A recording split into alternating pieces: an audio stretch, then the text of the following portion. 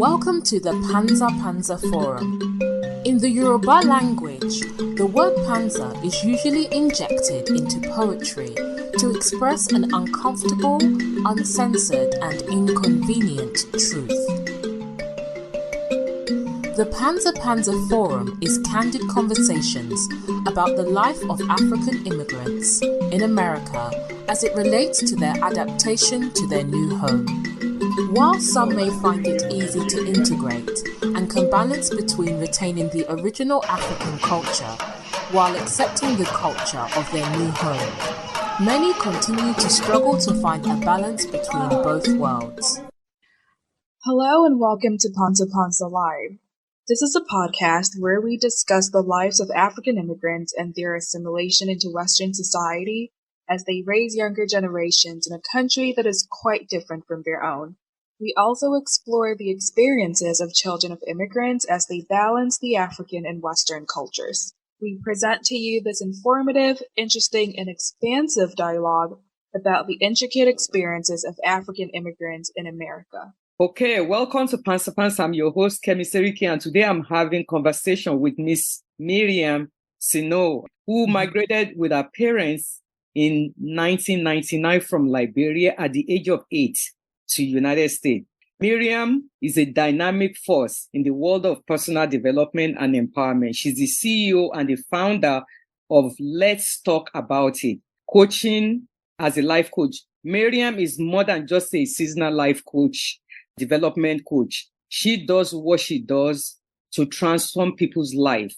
Her mission is to inspire youth, ignite potential of young professionals, and provide a guiding light for African immigrants navigating uncharted water.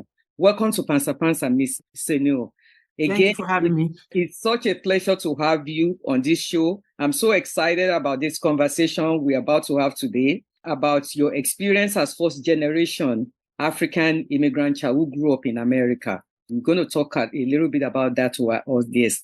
And I just want to say how I came across you. I first came across you. Many people may not know, before Pánsá Pánsá podcast, there was a community forum that I held yearly where we have parents and African immigrant children dialogue, talking, our children actually expressing themselves about their challenges that they're going through in this country and what is this like to balance between both being Black in America and growing up in an African immigrant home. So Mariem, 2018, she was one of my panelists who came into Pánsá Pánsá Forum, and she ignited the conversation. She put so much passion into what she says during the conversation. So Mariem was one of the panelists, and she spoke passionately about her experience as an African immigrant child, growing up in an African home and navigating through the public school system. So again, I want to welcome you. I really appreciate you being here today.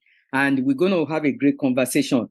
As I always tell my guests, can you fully introduce yourself? Talk a little bit about your background to our audience. Okay, thank you so much for having me. I appreciate welcoming me to this platform to share not just about my journey, but to also be able to uplift whoever's listening to this podcast journey, mostly our African community and immigrants in general. I think sometimes it's really important to share our journey so people can understand that they're not alone on this journey that they're on. Before I go forward, my name is Mariem Sanoe. I am the CEO and founder of Let's Talk About It Coaching. My mission is to help the youth, young professionals, and African immigrant to be able to navigate the system. And that's not just the American system, to just be able to understand the system and to be able to navigate around the justice system, to also believe in themselves and find the power of their dreams and also have resilience. When I first built my company, my focus was really on women. When I first started, it was about women and how I can help women become resilient in a positive way and how they can believe in themselves and know that the power of their dreams. Because as a woman myself, growing up in this country, it was not always an easy path, being Muslim and then being American and being African. And, my mindset, I had to shift it all the time. So that was the core mission of my company. But as time went on, I said, you know what, I need to expand my mission a little bit. Not that I forgot about the women, they're still within the mission, but the real focus is youth, young people, and African communities, because within that, there are women that I can still empower. So thank you for having me here to be able to uplift these beautiful people that are going to be listening to us today on this show. So can you talk a little bit about your childhood experience before you even migrated to America? What was it like? I was born in Liberia in 1990, January 1st. I came to the U.S. in 1999. So I never actually even saw Liberia. I was born during the Civil War. The day I was born, that's the day my mom fled Liberia. Then we went to Ivory Coast. And then from Ivory Coast, I came here with my mother and my 4 brothers, I believe, 4 or 5. We came here. We landed in New York, JFK Airport. And I remember vividly that when I landed on the JFK airport, I was nothing but excited, and everybody else just looked so lost and everything looked so new to them. I jumped right on the escalator, like I'm very excited. And then my mom is telling me, calm down, wait for us or whatever. And little did I know that out of that airport, there are greater obstacles waiting for me. So a few days later, found myself in school, American Justice School. But to recap, I used to go to Arabic school. Because, as a Muslim, when you're young, before you reach, at least before you reach the school age, your parents are going to put you in a Arabic school to learn how to, pray and know the prayers and stuff like that, which I've been very blessed because a lot of kids nowadays, they don't know the prayers and they don't even know how to pray because their parents don't stick them into the school. Moving forward, so I was a few days later after arriving to America, I was put into the American system school. And I had to figure all out at 9 years old. And figuring out such things was not easy. I had to learn how to write from left to right instead of right to left. I had to learn how to communicate, where that was a difficult part because I did not speak any word of English. So I was put in ESL courses over and over and over again until I was about at the end of high school. And I think in college, when I was getting my associate degree, the first year of my college, I took they call it the exit course that you have to take to exit out of ESL, because when you're in ESL, getting your associate degree, I don't know if things have changed now, you cannot graduate. And I took this one high school test for over 5 times, if I can remember, and I could not pass this. I'm in college, but I could not pass this ESL exam.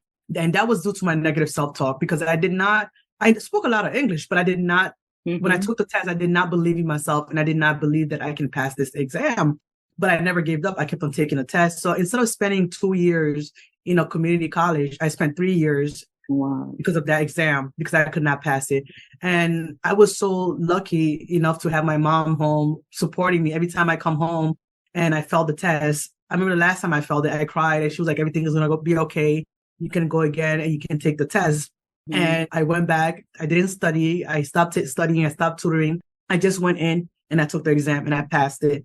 And it was such a celebration because I don't think that, a lot of us have that support at home.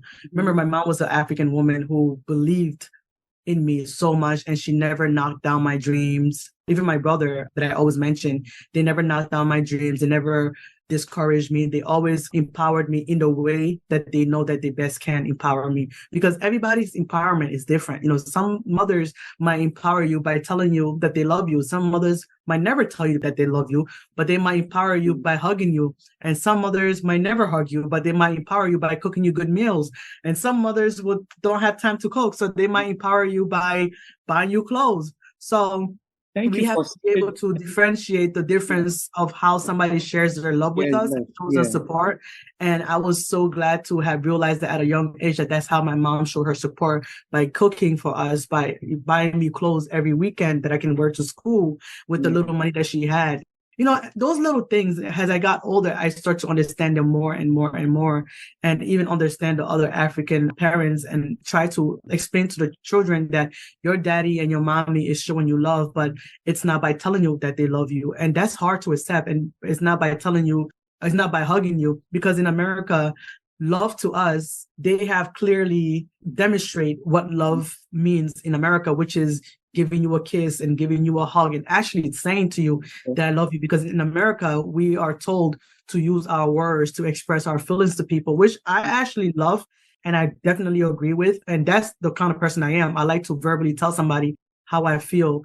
yes, actions speak louder than words, but children actually like verbal conversations and they'd like to know these things. So yeah.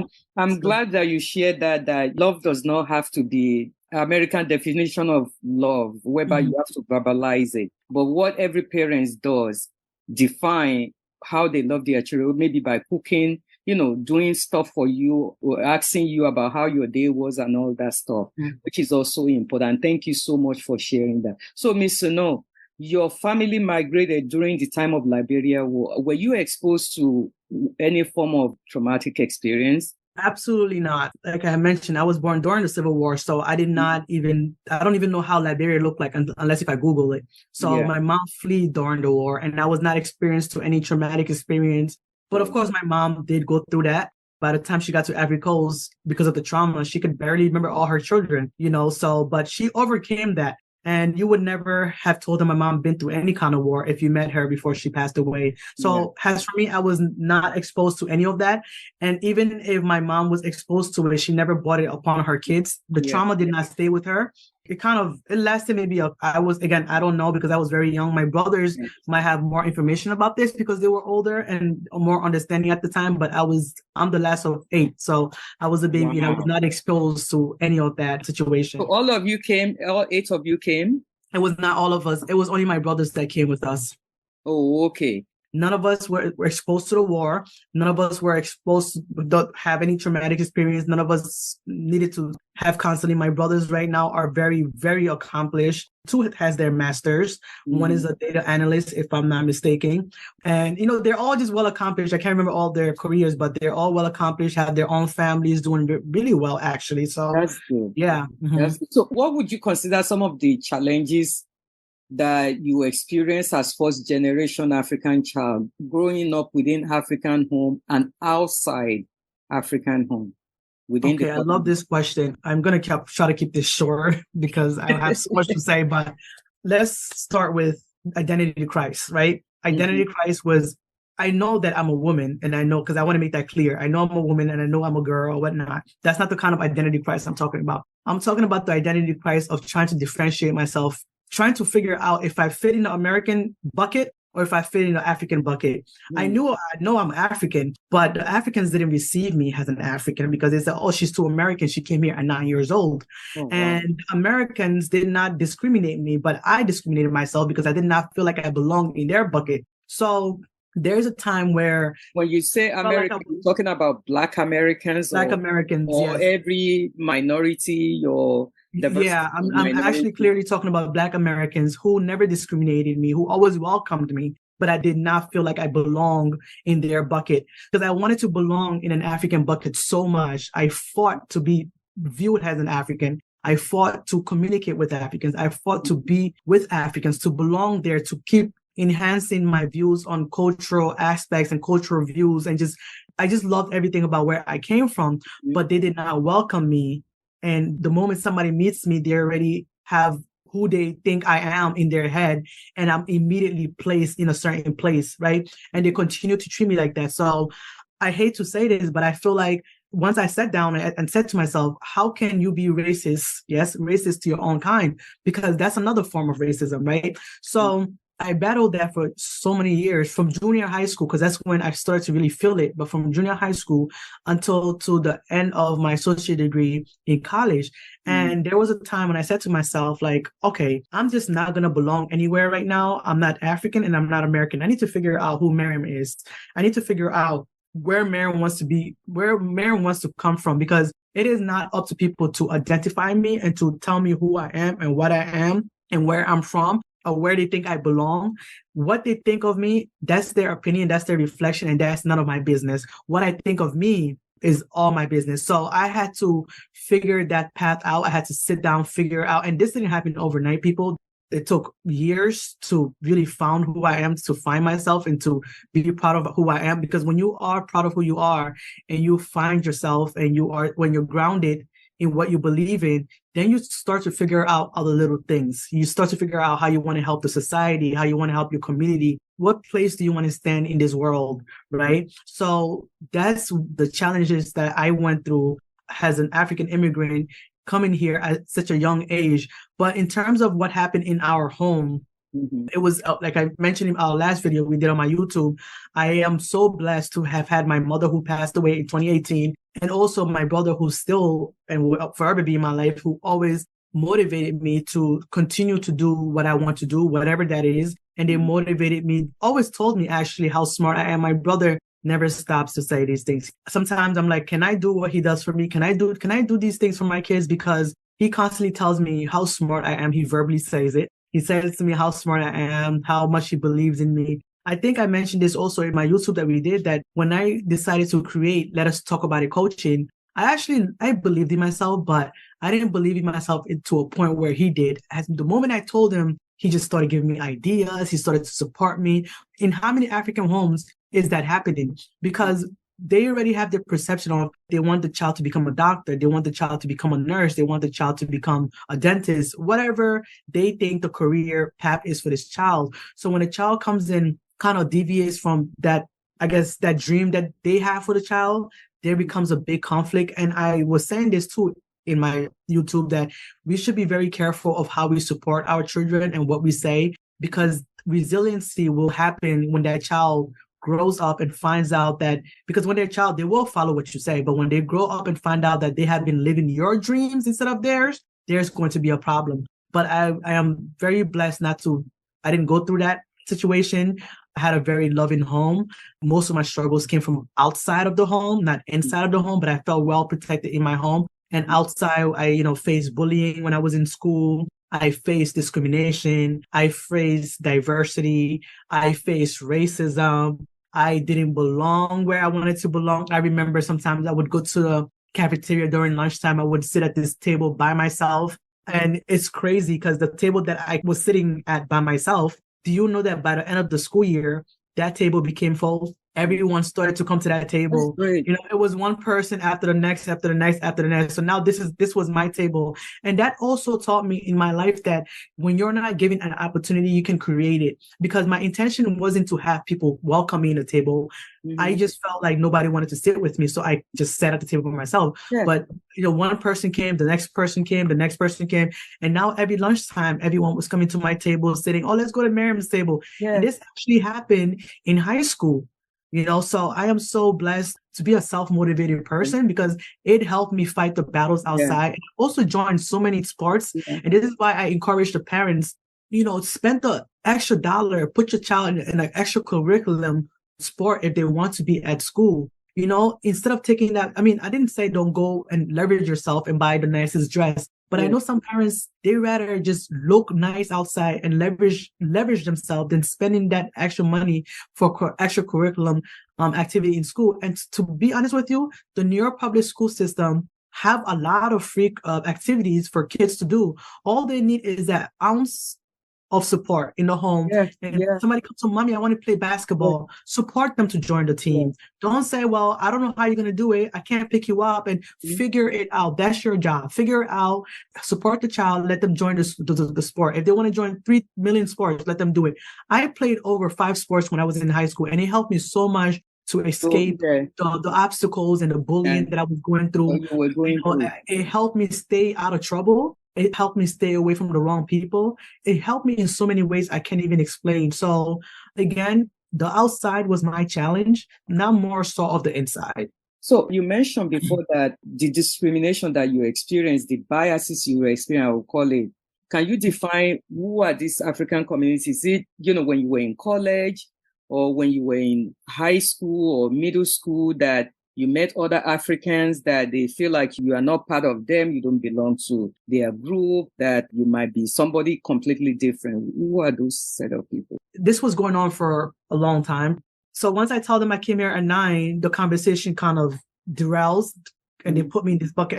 And I can tell because the way they're talking to me now and the way they're talking to other people who've been here for 7 years or whatever is totally different. So I started to realize this, because I'm sure it's happening for years, but I started to realize this in the middle of high school when I started to realize this whole discrimination thing of, oh, you're American, poof, in the bucket. Oh, you're American, poof, in the bucket. And I'm like, wow. Like, again, I didn't really feel it, but I thought like, wow. But as I grew up into my early adulthood, into my mid-adulthood, it started to kind of have an impact on me, a lot of impact. And I kid you not, till this day, as I'm speaking to you right now, last week, I've had almost 5 people ask me why I don't speak French. And then the 5th person, by the time I got to the 5th person, I was frustrated. So I asked the 5th person, why don't you speak English?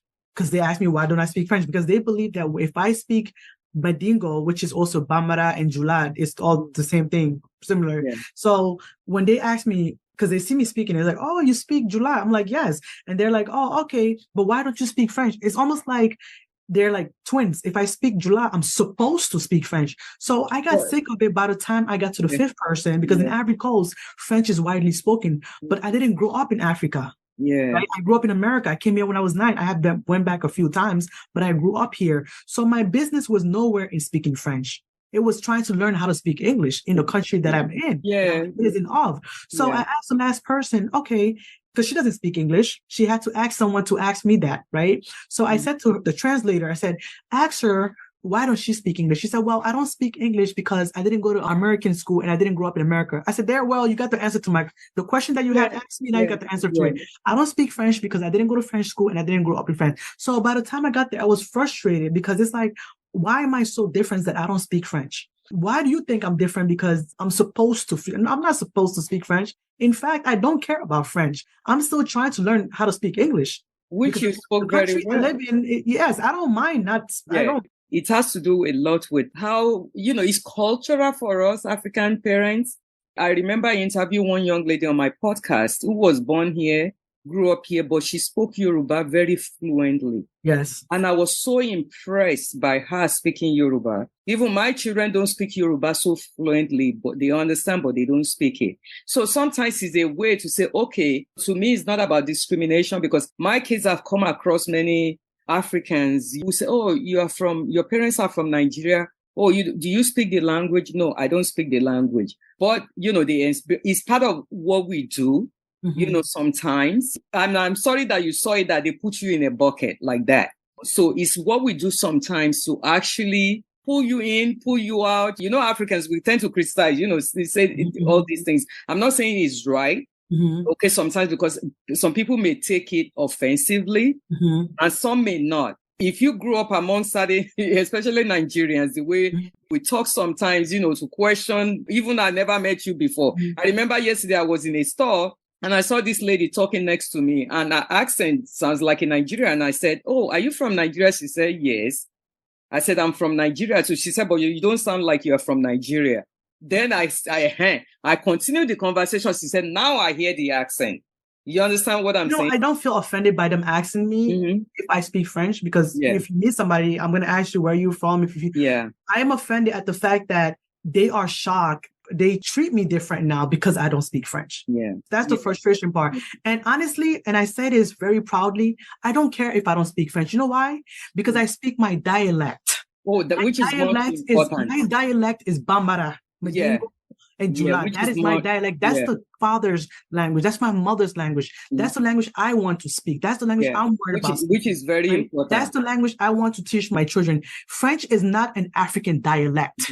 We all have different dialects within our tribe. Some of these people speaking French, their children don't even speak their dialect. Yeah. That is the problem. You're teaching your child how to speak French, which is not your dialect, but your child does not know your own dialect.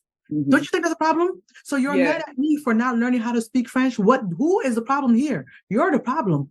Because it's part of education that we need. And the same thing when you also indicated that African parents may not invest in extracurriculum activities for their children. They might be using the money to buy material things, which not all, sometimes some can't afford it, or even the time to create. To take those children to different programs. So we have to talk about all those issues as well, to be aware that your children can actually engage in extracurricular activity is another form of community education that we need to do among our community that, I remember one day I was right there by 161st and I went to an African market. And when I walked into that African market, the cashier behind, our children were coming from school and they walked in and she yelling at them. She said, why did you come in late? Why did you come in late? You were busy playing outside. You're supposed to come in because I don't want you getting into trouble. You need to come come back immediately after school to the house. Then I had to interject and I asked, I said, did you ever think about putting them in after school program or maybe something they could do after school? She said she never thought about that because she doesn't just want them outside. All she was thinking about that to avoid them from getting in trouble outside. So then she said they need to stay home. They just need to stay home. And I had to bring back to her and I said, when you were back in Africa, you were able to play around. Okay, after school, you could go all over the places and play because your parents feel safe that you are in that environment. If anything happens, they know who to call, who not to call. So I said, but in this society, what you have to do is to place your children in some form of extracurriculum activity so that they could do that. So you know they're being supervised by somebody. And maybe they will play there, they will exhaust all their energy. By the time they come home, they are tired, they do their own work over there, and they come home and eat and sleep. So she said she never knew about that. Then I gave her some places around the area where she could go and put her children in after-school program. You see what I'm saying now? So a lot of time parents just don't know because as immigrant, the way we navigate through things is completely different. You are trying to navigate the environment. You are in an unknown territory. So there's so many things that is so foreign to you. That you may not understand. And I agree with what you just said because as I mentioned before, I have my experience, even though I came here at 9 years old, I have my experience of navigation as well, right? I do understand adults feel trauma when they also come here because, again, they have to navigate the system, understand the system. And if they have children, it's even more work because now they have to navigate two mindsets. They have to try to keep they don't have to try that, but they have the African mindset, but they have to navigate and have another mindset to be able to communicate with their children, right? And coming here, I actually went through the same thing, but I do believe as a child, it is more traumatic for a child than an adult because adults have the capacity of thinking in a certain way than a child has. And I'm so grateful that with all the bullying and all the diversity and whatever it is that I experienced, I'm so blessed and thankful that I am not traumatized today as an adult. And the reason why I'm not traumatized as an adult today, I'm going to go back to this again, is because I went to a home where my mom reinforced love the way she can. This is why I keep bringing up the home. Because even if somebody is going through the worst of all worst outside, when they come into that home and they feel safe and they have that person, whoever that person is, it could be an aunt, a mother, a sister, a cousin, a brother, whatever it is. When they have that safe balance in the home, that trauma is not going to be installed in them because now they know that they're smart. I'm smart. I'm okay. I'm strong. Because what we say to our children in the house is one of the most important, if not the most important thing in the whole world. So I don't have any traumatic experience, but what I've learned is that I can use what I've been through to educate, right? I can use what I've been through to do something different. I cannot save every African immigrant. I cannot save every children. I cannot save every family. But what I can do is I can make a difference in somebody's life, even if it's one person throughout my whole lifetime, I'm okay with that. But I want to be able to do something with what I have learned, with what I've been through. I don't want to be the victim. If I wanted to be the victim, I would have sat behind my couch somewhere, say I need a therapist. If I needed a therapist, I would seek one, but I don't need one. I'm using all of these as a fuel to help others who I can make their life just a little easier each and every day to know that, oh, Miss Mariem has been through this and look at her now. They said this to Miss Mariem, but look at her now. Even the other day, to gear off the topic a little bit, well, not the other day, every time somebody comes into my house and I like to cook, right? Because I like to eat. So I cook all these foods, the West African food. I make acheke, I make plakali, I make do. If you're West African, you probably know, if you're listening to this, you probably know what I'm talking about. I make palawa sauce and all these West African food. And I make it because I love eating it. And sometimes I don't really eat it because I'm tired of eating it, but I just love cooking. So I'll make all these food because a guest is coming. I fill the table up. They'll come, eat, whatever, but they're not expecting that kind of meal on the table. They, again, have said, oh, my husband is married to an American woman. In their mindset, they're coming home to either an empty table. They're coming home either to I guess they call the chicken wings American food. So they're coming home to chicken wings and they're just not expecting what they see. So they'll come, eat the food or whatever. And instead of, some of them will say, oh my God, this is so good. Some of them won't say anything. But when they leave the home, they'll call my husband like, oh my God, your wife can actually cook. So the last time that happened to me, a lady friend actually said it, to another lady friend, so-and-so wife can actually cook. And when my husband came home, I made a joke out of it. I said, oh my God, this is crazy. And then he said something to me. I was like, you know what? I don't even get mad about it anymore. I used to, but I don't get mad about it anymore, because I'm sure if this was an African person who came from Africa 7 years ago, 10 years ago, 5 years ago, or who's been here forever, but still they feel like it's more African, they would have never been shocked that she cooked this food. But because I'm already in this bucket, they're shocked that I cooked this food and they're not expecting it. And some people are like, how do you learn how to cook all these food when you grew up here? I said, let me tell you something. I'm the last of 8. I'm the baby of the family. I never even washed dishes. I never cooked. I hated cooking. My mom starts to cook. I go into the room and I say, the food smells. I don't want my hair to smell like the food or my clothes to smell like food. How I learned how to cook, I don't know. I cannot explain that to you, but I know how to cook. Okay. My mom tried to teach me. I just never did it. Which is great. And it's a great thing. And you mentioned something regarding child needs support. Mm-hmm. Parents also need the support, because if the parents do not get enough support within the household, or there's so much other things going on, instability of the job, or maybe they don't have access to certain things that maybe healthcare, they don't have access to so many things, or they're going through stress or in their life, or, you're raising children in a marriage that is, let me say, domestic violence is also involved. So a lot of all those things that we have to talk about. Parents who have a stable mental or emotional state that is very stable, that they are not going through all kinds of things that this society as an immigrant throw at them, will be able to provide and support that child. Because you cannot support a child with an empty cup or a filled cup. So all those things is part of which I'm so happy that you're doing through your life coach as well, to stabilize family. Mm-hmm. So I wanted to ask you, even though you came from Liberia, and I know you told me before that you taught yourself English, you learned it by yourself, you taught yourself English as well. So what step did you take later on to strengthen your English and have that confidence in you? Okay, so when I say I taught myself in English, of course, I was putting ESL classes in school to strengthen my English. Remember, these courses that they put us in, we're learning as a group, where I'm not the only one in the classroom. So sometimes there's a lot of children in the classroom and the teacher does not have time for to spend 20 minutes on one child, right? So did the ESL course help me? I want to encourage everyone listening and you're trying to enhance your English.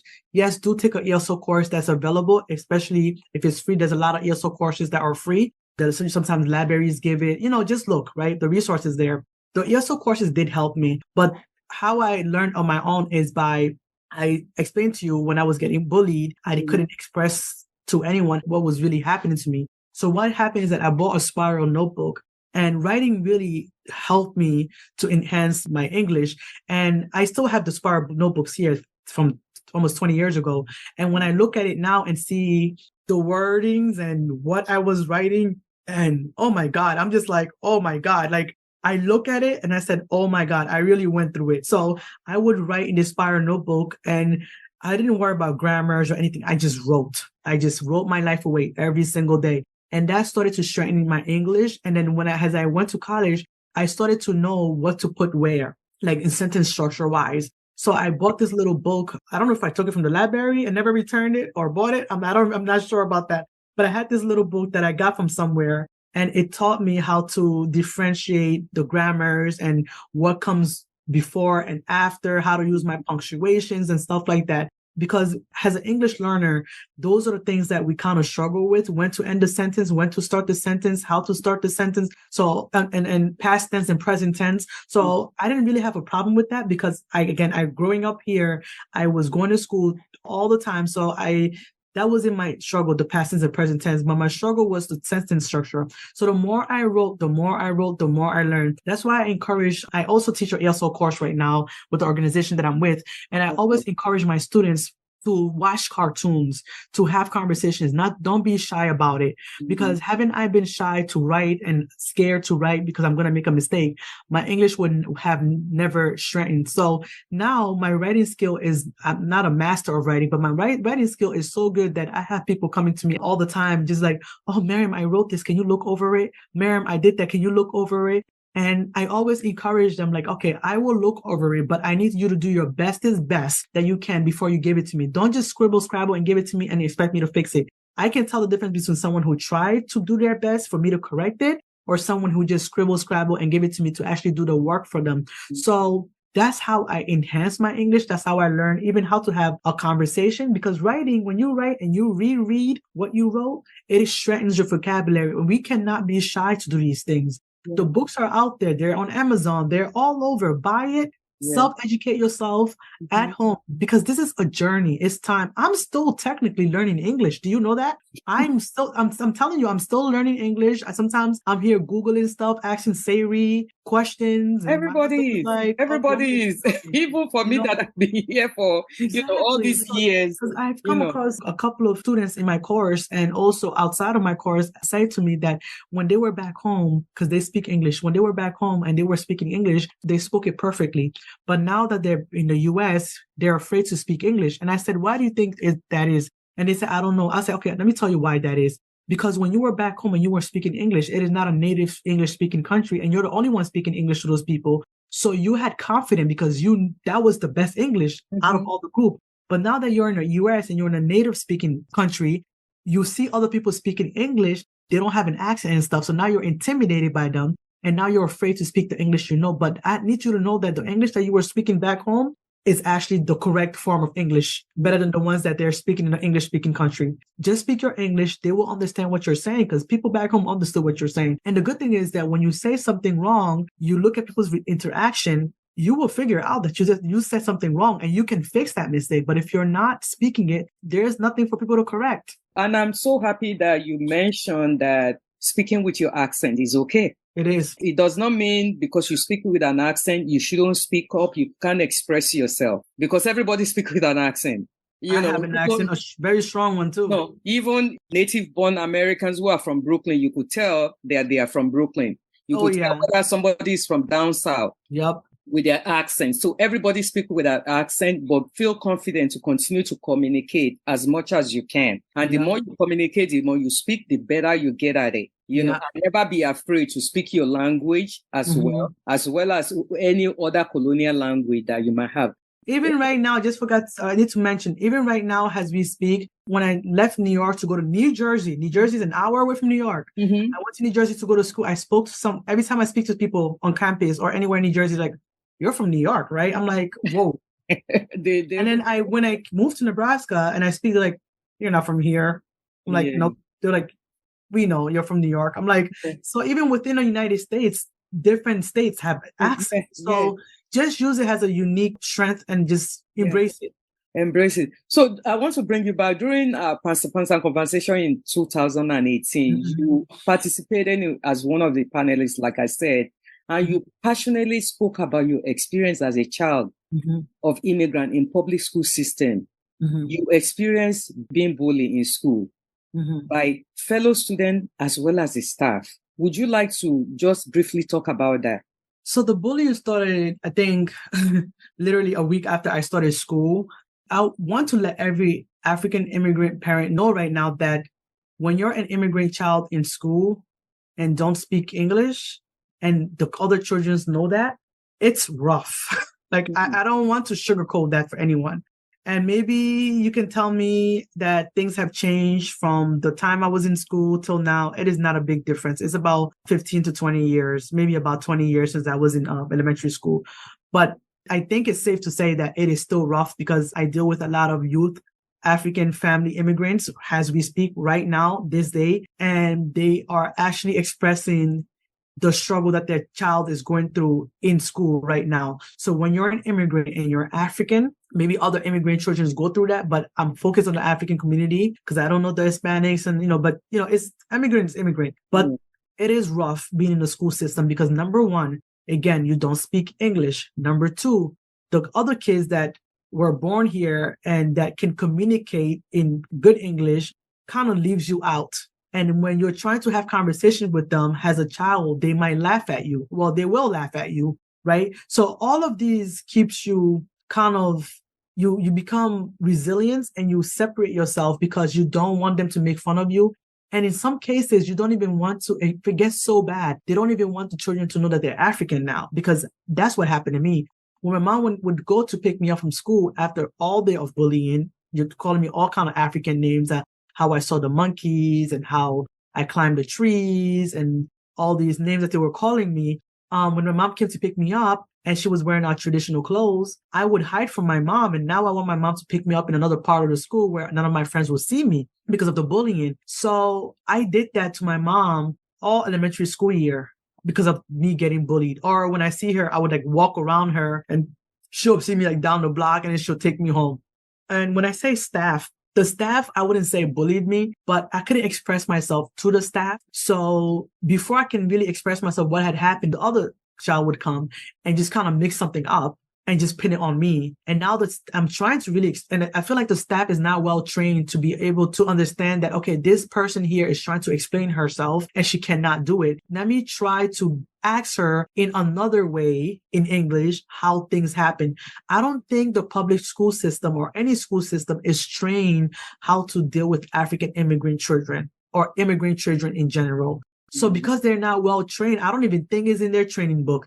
Because if they're not well trained, this is what occurs. And this is why I know now, right now, so many African children are seeking therapy. They're seeking coaching. They're seeking all kinds of help because of the trauma that they have faced. Because remember, everybody deals with trauma differently. As I mentioned, I wouldn't say that I've been traumatized, but of course, there was a time where it is traumatizing because now I'm using what I've learned in all the bullying situation into a positive aspect to be able to help that one child, that one family. But I feel like the American school system needs to do more work and raise awareness about the bullying that is going on in school, especially around the immigrant children. And when I went to the county, because I'm in Nebraska now, so when I went to the county meeting, I did express this and I said, we need to have more French-speaking people in facilities. We need to have more bilingual-speaking African associates in communities because the resources are there. The help is there. Everything is there. But guess what? They don't know how to access the help. They don't know how to access the resource because they don't understand the language. The person speaking to them is speaking too fast. The person speaking to them have no idea why this person is not understanding them. They can only say, I don't speak English. Well, if you don't speak English, well, how do you want me to help you? Because they're not trained how to help immigrants. And you're so right about that because the way I'm even looking at this, they kind of merge African immigrants. We have our own unique issue and experience. Sometimes, being that they combine us with other minority, they combine us with Latino who they believe, okay, most of them are immigrants. If you are not from Puerto Rico, who are American citizens. So if you're any other Latino, you are immigrants. So African immigrants also fall into that part. Then also, okay, you are African, you're also Black. So let's just look at what is common among Latino immigrants or any other immigrant who are large in numbers in this country from different parts of the world. And let's look at the Blacks also and use that to generalize that. These are the need of all these diversity people without looking and say, okay, Africans actually have a unique experience on their own. You're dealing with people from a huge continent.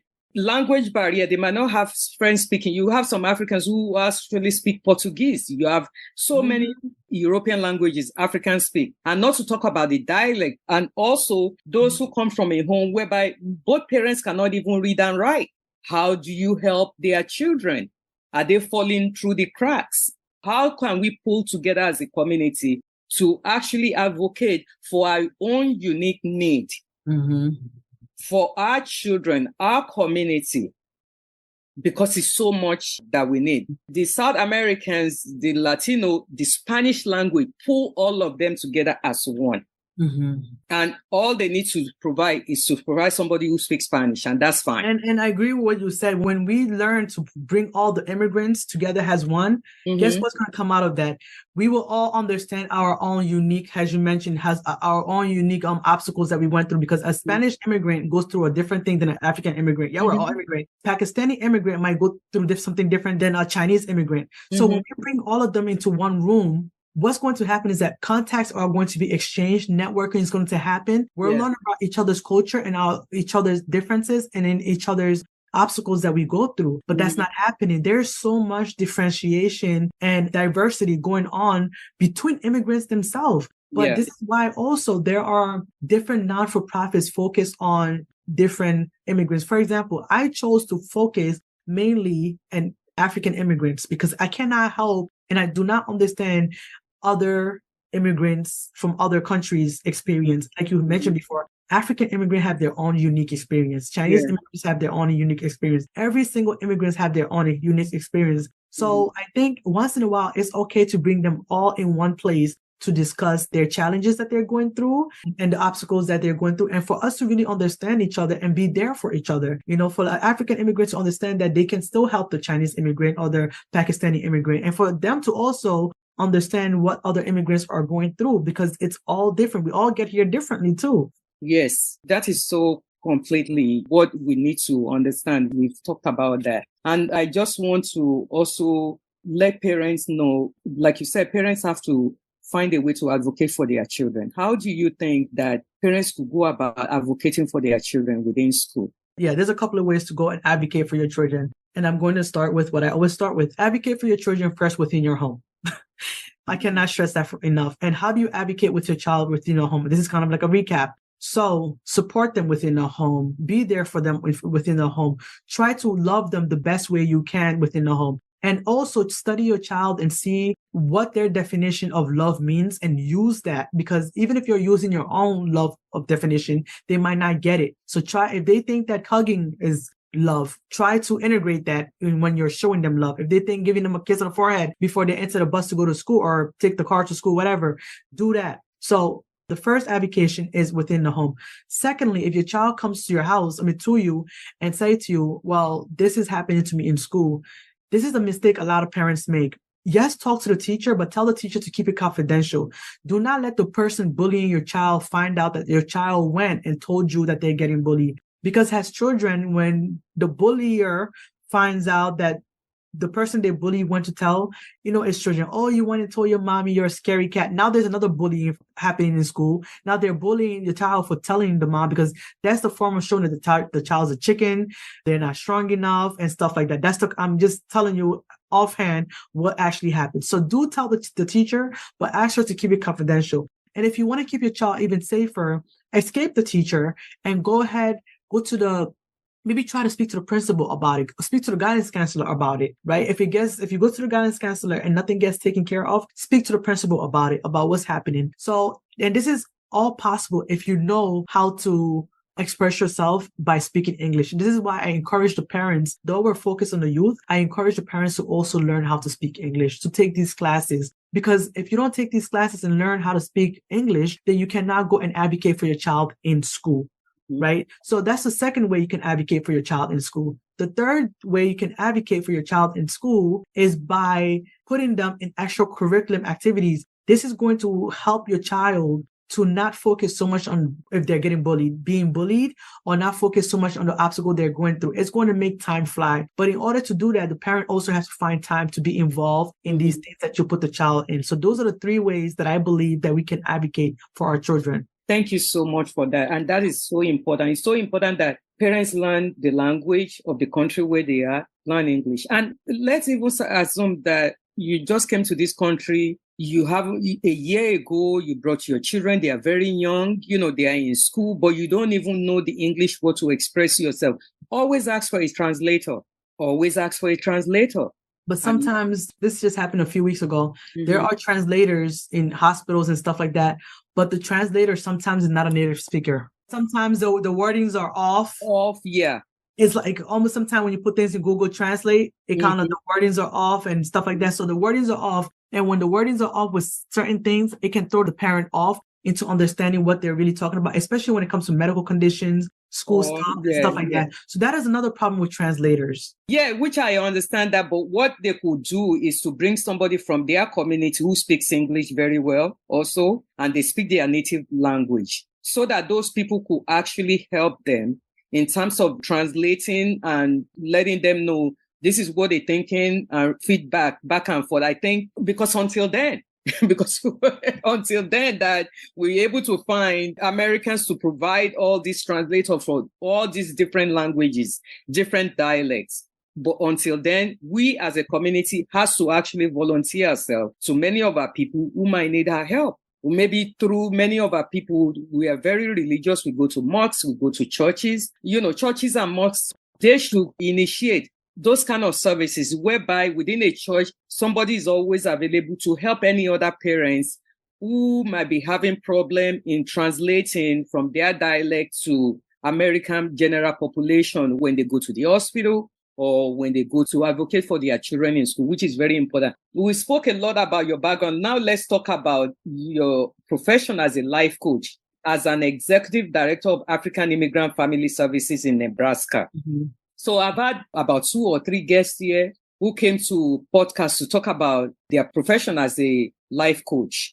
Mm-hmm. And I know life coach specialize in different areas of human life. Mm-hmm. So for many of our audience who may not know what a life coach does or what you do specifically, can you explain what you do as a life coach and who are your target clients? Okay, so CEO and founder of Let Us Talk About It Coaching, and I am a life development coach because, as you mentioned, there's different kinds of life coaches. And as a life development coach, my mission is to help the youth, young professionals, and African immigrants navigate the system, find their resilience, find the power of their dreams, and really just, be able to believe in themselves and know that it's possible and your journey is unique, right? So that's what I actually do. The reason why I decided to become a life coach is, again, from my own experience, as we've been talking, you can tell, okay, I know why she's a life development coach, because I text myself, if I can only help one family each day, or if I can help that one family for the span of this career that I have, life coaching is really different from a therapist, a psychiatrist, and stuff like that. So as a life coach, we are more like the person's best friend, right? There's a professionalism there, but there's a different connection. As a life coach, at least in my specific life coach, what I do with my clients is that I become a shoulder that they can lean on, right? And throughout our sessions, we are having a conversation like you would have a conversation with your brother, with your sister, with your uncle and stuff. And when you go to a therapist, in most cases, depending on who your therapist is, you'll speak, they'll ask you 3 questions out of an hour, and then you'll go home. So they're more of listening ears than conversational base, right? As a therapist. And so many people have expressed to me that they were in need of a life coach when they expressed their feelings to the doctor, but the doctor just immediately assigned them a therapist. And I said to them, well, if the doctor assigned you a therapist, maybe it's because you need it. I don't want to discredit seeing a therapist or any psychiatrist. You must see them if you have to see them. But a lot of times people actually need a life coach as well, because they need someone to help them navigate the system. They need someone to help them take the right career path. They need someone to help them have a better schedule. So these things are needed by people, because sometimes it's easier to talk to a stranger about what you need than talk to somebody that you know, a family member, because you don't want that bias to be there. You don't want that judgmental aspect to be there. And that's one of the main reasons why I became a life coach, and I named my company Let Us Talk About It Coaching, because I believe in the importance of conversation. And a conversation, what is the definition of a conversation? It means you talk, you pause, I speak. You talk, you pause, I speak. So it's a dialogue between 2 people going back and forth respectfully, right? So that is the reason why I actually am doing the work that I do. And that's why I love and breathe the work that I do. The organization that I am a part of, the African Immigrant Family Services, is based in Omaha, Nebraska, where I just currently moved. I've been here for 4 months. And I was selected to be the executive director of the Family and Youth Life Development Coach. And in that position, I, again, what we've been talking about, help the family and their children to be able to understand each other, create a bond there. We also don't just focus on the youth, like you mentioned before, we focus on the family as well, because in order for the youth to get it right, the family also needs to get it right. It's a teamwork and it's a one package thing, right? You can't teach the youth to be a better citizen. You can't teach the youth all the things you're teaching the youth without also encouraging the family and teaching the family what you need to teach the family. Because at the end of the day, our goal is to accomplish one thing, for them to have a bond, for the parents to understand that it's important to teach your child about the richness of your culture. It is important to teach your child that they are African and they belong, because a lot of times the kids that are born in America to an African immigrant family, like I was put in one bucket, they tend to put their child in one bucket too. Oh, you're American, and they don't teach the child about anything. And when this child grows up with not a sense of who they are or where they're from, now the parents start to get upset, like, oh, you don't speak our language, you don't do this, and but you never taught the child that. So we want to teach the family how to take accountability and be able to also realize that when you do something today, it might not work right away, but in the future, the child will realize what you have been said to them. And that's one thing that my mom did, because everything she taught me when I was young, I was hard-headed. I'm going to be honest with you. My husband still tells me I'm hard-headed. So everything my mom used to tell me, I never did it. I never listened to her. But when, as an adult, I'm a better person now because of what she said to me. She'll say, do this. I would never do it. But now I do all of those things. So when you tell the child something, they might not do it right there. And you have to take it easy with yourself and take it easy with the child. They will eventually do it. That's why they say that, a child is like a Play-Doh. I don't know if you know what a Play-Doh is. You can mold this child into whatever you want, but it doesn't happen overnight. It takes time, patience. Please, people, learn. You have to have patience with your child. You have to have patience with yourself in order to get where you need to get. Don't worry if your child doesn't speak English right now. They'll be speaking English so much, they'll start correcting you. And I'm telling you. And don't worry if you don't get it now. You will get it so much that you will be the one helping other people. So let's be patient with ourselves. Let's take it easy with ourselves. Let's believe in ourselves. And most importantly, our child is our future, is the world future. You don't know if this child will be a doctor one day, the president. You don't know, but just support them in the best way you know how to. And also try to understand what they think support looks like and do it that way so they can understand. Because children their brain don't navigate like ours. They're not has understanding of things the way we understand things, but they are very smart. So as a life coach, can you tell when a client or family needs therapist rather than a life coach? And yeah, so what are the signs that you? That's a very good question, because people think that coaching is like I mentioned, it's just a conversation and you're asking. No, coaching is actually harder than you think, right? Because before I even see the client, I send them an outline to tell me a little bit about themselves, right? But this outline is not 100% something I'm going to rely on. It's just to give me a little summary of who I think they might be. As a life coach, we do so many studying on bias because it's important not to have bias when you're coaching someone, right? So the way we realize how someone needs a therapist or a psychiatrist is you have to be an effective listener, and you have to listen to somebody's body language. You have to also be able to differentiate somebody who wants to self-harm themselves or someone who's actually struggling with their child, because everyone comes to you for different things. So for example, if a mother is coming to me because she thinks that her child is troubling in school and she is struggling because she's there for herself, she is struggling to be able to help this child, right? And by the things that she's saying to you, you can tell that, okay, we're a good fit as a life coach and a client, or I need to send her to a therapist, right? So if she's saying something like, my child is making me go so crazy that it makes me take 4 Advils a night, that's a problem. That's a little on the medical side. She shouldn't be taking 4 Advil at night to go to sleep. So then I would recommend her to see her doctor. And there's a way to say, I don't say, oh, go see a therapist. No, I would recommend her to say, oh, don't you think you need to see a specialist, right? And then she would be comfortable to ask me, what specialist? You don't just jump and say you need to see a therapist. You need to see a specialist. What specialist can I see, Miss Mariem? And then we will have a conversation. By the end of the conversation, she will tell me she needs to see a therapist. So it's a strategic way how you can help someone by not telling them that they're crazy. Because a lot of people associate a therapist with craziness, right? Or mental health issues. So that's how we're able to tell them to go get another help than what we're giving them. But there are also people who do seek a life coach and also seek a therapist. And actually, it's not a bad thing, because what it'll do is that it'll help strengthen what you really need. Because remember, a life coach helps you with career development, empowerment, life development, strength, and stuff like that, emotionally, right? And a therapist deals with it more on the medical side. So seeing both of them, if you can, is not a bad idea. That's so great. Thank you so much for that. Thank you so much. And we have to continue to empower and educate our community. As many of us know, our cultural background or religious upbringing affects our thoughts and may hinder us sometimes from moving to the next step in life in terms of empowering ourselves in many areas. Can a life coach specialist liberate a person from sometimes an oppressive cultural or religious beliefs? What you've mentioned is sometimes embedded in the person's upbringing pathology. A lot of us have a pathology that it has to take years of work, years of practice, years of meditation in order to get rid of that. A life coach will help you and give you the tools of how to go about that. And we clearly explain to our clients sometimes that don't expect to come to a coaching or even a therapist or whatever help you're trying to get. Don't expect to come and get the result in 6 months. Don't expect to come and get the result in 1 year. Don't expect to come and get the result in 2 years. This is a journey that you are on, and it's a consistent journey that you have discovered things about yourself over and over and over again. Remember, my job as a life coach is not to fix your life. I cannot fix anyone's life. No one can fix anyone's life. Only you can fix your own life. So when someone says to you, "Oh, Mariem, can you fix my life?"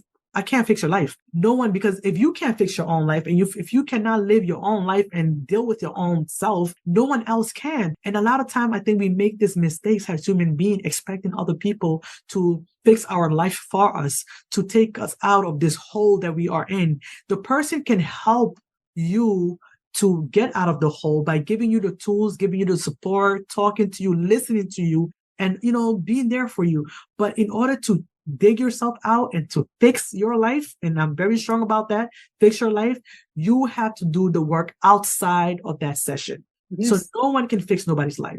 Yes, you're so right. So how does your profession as a life coach connect with your role now as an executive director of African Immigrant Family Services in Nebraska? So as you can see, I work with youth, young professional, and African family immigrant, and the organization's mission is not too far from that, right? So that's why I was elected as an executive director to deal with the youth and family. That's the role that I play, and I was so blessed and honored to have played that role in the organization, because I think it was a blessing. Yeah, it was a blessing, because I always say to people, when you are a business owner, whatever you do, make sure that whatever you do outside of that aligns with what your missions are. And that's what I've been doing. Everywhere I go, everything I do, I make sure that it reflects on what I do as a life coach, because I don't want to just help people within my organization. I want to also be able to help people outside of my organization. I want to extend my help out there to non-for-profits. I want to extend my help to corporate business places, because little did we know, they also need a coach. They also need a motivation. They also need help with career path. And they're also dealing with their family, and their youth are also having problems. So that's why I love working in that organization, because of their mission, and my mission is like sisters and brothers. So their mission in African Immigrant Services is a culturally sensitive community organization dedicated to empowering all the underserved population of African immigrant community in Nebraska, and refugee as well, I believe. Well, they will extend their services out of Nebraska, need to be even in Africa. But the main focus is right now Nebraska residents, but they have helped so many people outside of Nebraska. Even with the ESL course I was telling you about, you can be in New York and still sign up for it. Wow. You can be anywhere else, and you could be in Africa and still sign up for it. Can you talk briefly about what kind of program do they provide? Oh my God, they provide so many good programs. They also have a father's committee program. I want to start with that, because sometimes we don't talk about the father's involvement in the child's life. So that is actually one of the programs that they just added, a father community program, where the father can be able to bond with their sons or their children, because, as an African culture, a lot of times the father leaves the house at 6 and comes back by the time the kids are sleeping. So there's no conversation and involvement, because the father, as Africans, we're not just taking care of ourselves. We're taking care of 1 million people back home, our mothers and fathers. So this all falls on the father. So they have a father community program that actually have helped the fathers be able to bond with their children and stuff. Another program that they have is, as I mentioned, they have ESL program for the parents, right? Because in order, as I mentioned, for the parents to be able to navigate the system and understand their children, they need to speak at least basic English. And they also have the youth program where every weekend they do drumming classes for children in a center. Yeah, they do drumming classes. They do IT, teaching them how to code on the computer. And if I'm not mistaken, they also held Spanish classes in that place as well. And they celebrate each children's birthday and stuff like that. And I also want to put out there that they have a graduation coming up on November 18 for those who are taking ELSO courses, and they're giving award to people who has helped the organization. And it's just, so many great things. I could be here talking about it all the time. So I'm also honored to be the speaker of that, I guess the MC of that graduation. And I think it's going to be so fun. They're going to have African food there. They're going to have the children hold flags. It's great. Yeah. So the organization does a lot. And I'm hoping that whoever is listening to this podcast right now actually donates, because right now we're accepting donations to help to do all the things that we want to do for the graduations and stuff. And I have the link. So if you want, I can actually share the link with you. So whoever wants to donate a penny, we'll be more than happy to take it, because the CEO and founder, he is one of a kind. He is doing the work. So I'm so glad to know that such program existed in Nebraska. I wish we could duplicate all this program all over the cities in United States. Okay, they're doing so much more than I have explained. They're doing so much in helping African immigrant community with their unique needs. Because there are so many beliefs that African immigrants in the population are so insignificant, which I mentioned before, compared to other growing immigrant community. And many fields of research may have felt that the experience of African immigrants may not warrant, being studied, because if we are studied, then we understand that these are the unique needs African immigrants actually need to focus in their community and implement all those different programs that is needed and fund many of these programs that is doing wonders, just like the program you're working for.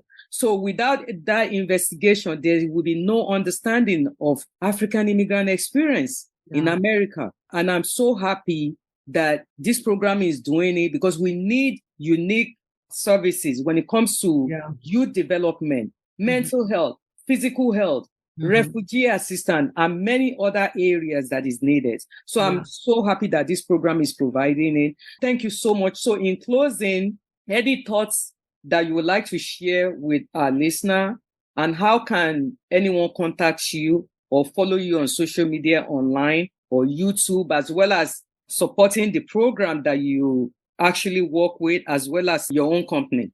Thank you for giving me the platform on that. So again, my name is Mariem Sanoe. The business is www.letustalkcoaching.com. So if you go there, you'll see my bio, you'll see a picture of me and how I look and stuff like that. And also I have a YouTube, which is Mariem, Let Us Talk About It. My Instagram is, they're all the same thing. My Instagram is also Let Us Talk About It. And also if you put my name as Mariem Sanoe or just Mariem, you'll see me on Instagram. Same thing with Facebook as Let Us Talk About It. Those are the platforms you can reach me at. My number is, of course, on the bottom of my website. You can contact me, ask me any questions. My email is m.sanoe@letustalkcoaching.com. So again, that's m.sanoe, S-A-N-O-E, @letustalkcoaching.com. You can email me anytime you want. I do give everyone free consultation. I'm up to giving you a free consultation. If you want, we can have a conversation and see where your needs are. And also, I wanted to put this out there within my company. I have integrated, because a lot of African immigrants don't need help with resume writing. So within my company, we actually provide resume writing to those who need it. So if you need assistance with resume writing, or if you want someone to write a resume for you, you can contact us too, by my phone number, which is 347-830-0087. Again, that's 347-830-0087. I'm sure Miss Kemi will put all this information down. And also my company also does business plan for people as well, especially for non-for-profit, because a lot of people in African community and anywhere have businesses and they don't have business plans. So these business plans will help you apply for grants. They'll also help you, to be able to have something to follow as your business grows. So those are some of the extra courses that my company do for not just the African community, but, wider range of fans. Again, if you have any questions, you can always reach out to Miss Kemi, and she would be more than happy to share my contact with you. And please don't hesitate. I don't bite. And in addition to the closing of this show, the person listening to this show today, if you get nothing out of this show, I just want you to get one thing. believe in yourself, have positive resilience, negotiate, don't take no for an answer. And I want you to know that being African is a blessing. It's unique. Embrace your accent. Embrace who you are. Open yourself for learning. Open yourself for knowledge, because knowledge, not something you can buy. I can't give you knowledge. We cannot give you knowledge, but it's something you can learn over time, and you can apply this knowledge into your own family. So just, take it easy on yourself. If you have been here for 4 months, if you've been here for 1 year, if you have been here for 20 years, we are all technically on this same journey to self-discovery, and self-discovery never ends. So that's the giveaway that I want to give everyone today. And thank you so much, Ms. Kemi, for having me on here today. And I hope that at least today, through this conversation, we can change at least one person's life, one family's life, one youth's life, one parent's life into understanding about their youth and stuff like that. Thank you. Thank you so much. So Pánsá Pánsá continue to normalize conversation about the importance of community engagement, about African immigrant experiences in America. And as I always said, as we continue to dialogue about the challenges and difficult conversation within our community, we're shredding away stigma associated with uncomfortable dialogue. I want to thank Ms. Mariem Sanoe today, who continue to inspire our youth, ignite the potentials of our young professionals, and providing guiding light to African immigrants navigating through uncharted water in our profession. Thank you so much for sharing your wisdom, your experience with our community in the diaspora. And I believe those who will actually listen to this, your passion, will actually appreciate the crucial information you share today. Thank you so much. Thank you. Thank you for having me. Thank you for tuning in to this episode of Pánsá Pánsá Live podcast. We hope to have you back with us in the next episode as we continue to explore the nuances of the African immigrant experience. If you'd like to connect with us, you can email us at talk@pansapansa.org. That is talk@pansapansa.org. And follow us on Instagram at Pánsá Forum. Until next time, remember to spread kindness and love. Thank you, and take care of yourselves.